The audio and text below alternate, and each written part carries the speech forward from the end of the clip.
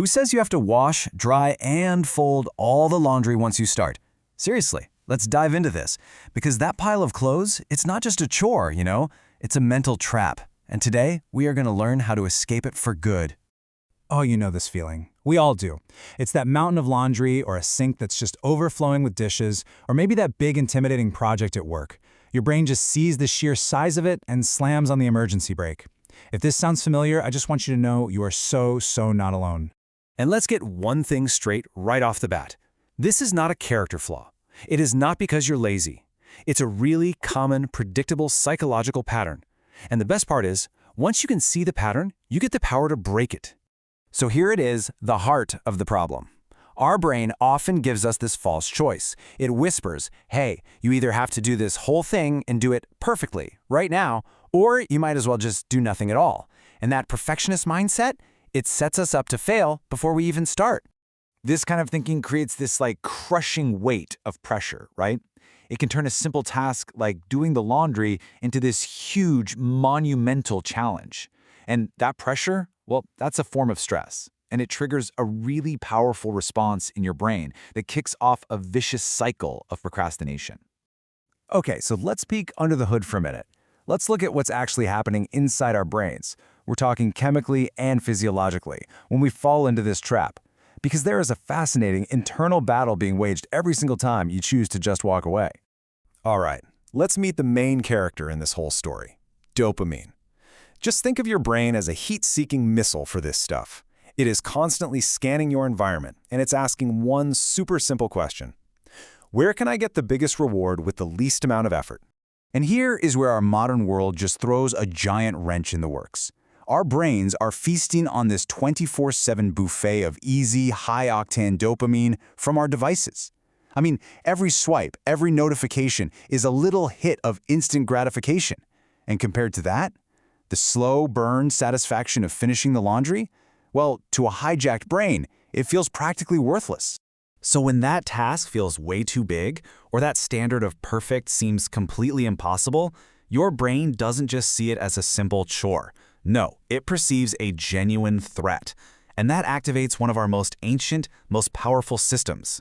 This is your brain's ancient survival software, just kicking into gear. It's designed to save you from, a tiger in the grass, not a pile of unfolded t-shirts. But honestly, it can't really tell the difference. So when you stare at that pile of laundry and just walk away, that's the freeze response. Your brain is deciding doing nothing is the safest way to avoid the perceived danger of failure. Okay, so how do we break this paralysis?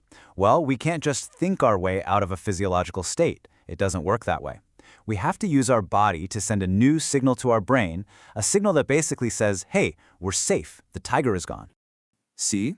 You can't reason with your survival brain when it's on high alert. You just need a different tool. You can't think your way out of it, but you can breathe your way out. Seriously. Now, neuroscientists have identified this specific breathing pattern as the fastest known way to deliberately calm your stress response. It's actually hardwired into you. It's something your body does automatically when you're falling asleep or after crying, but the cool thing is you can do it on command. So here's how it works. You take 2 sharp, quick inhales through your nose. Go on, try it. That little double inhale physically pops open the tiny air sacs in your lungs that tend to collapse when we get stressed out, which lets you take in way more oxygen. And then a single, long, slow exhale through your mouth.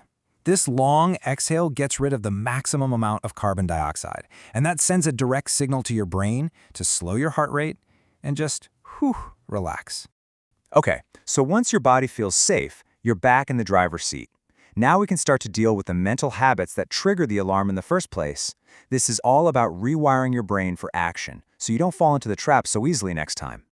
Look, to make doing the laundry feel less like a punishment, we need to reset our brain's whole reward system.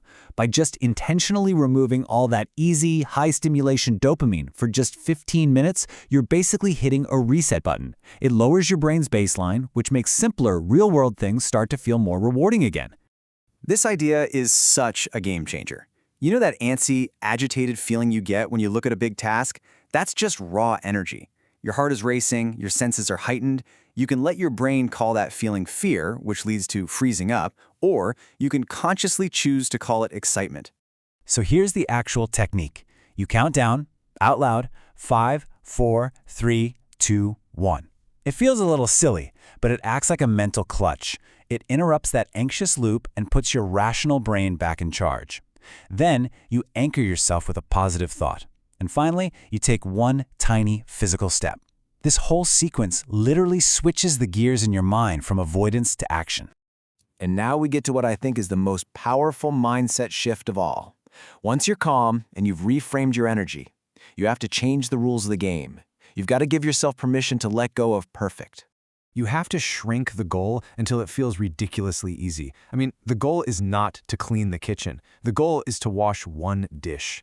The goal isn't to do all the laundry, it's to put one shirt away. The whole point is just to break the seal of an action. That's it. That's where all the power is. This is so important. If you wake up late, it doesn't mean the whole day is ruined. A half-finished task isn't a sign of failure. It is tangible, undeniable progress. Any step, no matter how small, is a step away from being stuck at zero. Just let that one really sink in for a second. Real, lasting success isn't built on one heroic, perfect effort. It's built on a foundation of small, messy, imperfect actions that build on each other, creating momentum that eventually becomes unstoppable. So I'll just leave you with this question. Forget the entire mountain. What is one single pebble you can move right now? Can you wash one fork? Can you write one sentence? That single, imperfect step holds all the power to break the entire cycle.